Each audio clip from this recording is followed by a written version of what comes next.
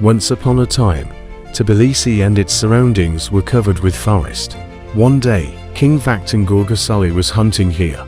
Suddenly, a pheasant flew out of the bushes. The king's falcon chased after the pheasant. Both birds soon disappeared from sight. The king and his companions set off in the same direction. After a long search, they saw that the falcon and pheasant had landed in a hot spring and were hovering there. The king looked around carefully and saw that this beautiful place had many springs, hot, cool, and even warm. Vakhtang liked the springs and their location. The king began building a city and named it Tbilisi because of the abundance of warm waters. Tbilisi means warm in Georgian. In the heart of Tbilisi, there is a place where water boils without fire. A place where the earth has retained the power of life all this time. Over the centuries, the unique healing properties of these thermal waters have been described in more than one historical source. Their effectiveness has been confirmed by many years of clinical observations and scientific research, as well as by the records of travelers and researchers who have been to Georgia. It was this combination of historical,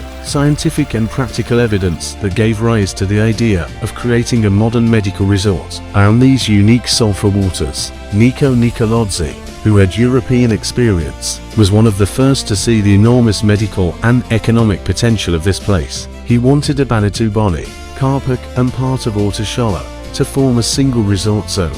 His idea envisaged the full use of sulfur waters, their healing potential and the creation of modern infrastructure. Alexander Aladashvili also made a significant contribution to the development of resort medicine in Georgia. Although the political cataclysms of the time prevented the full implementation of the project, the idea survived and, under the leadership of Niko Nicolosi, began to be implemented in the center of Tbilisi. Construction of a resort began around the sulfuric waters, and finally in 1938, the Tbilisi Balneological Resort was opened in the historic Abanatubani, the history of which is intertwined with those unique sulfuric waters that once inspired the founding of Tbilisi by King Vakhtang. The Tbilisi Balneological Resort today is a modern spa, medical rehabilitation and health center, where history, science and natural healing resources come together. And after almost 15 centuries, it continues to take care of people's health and well-being.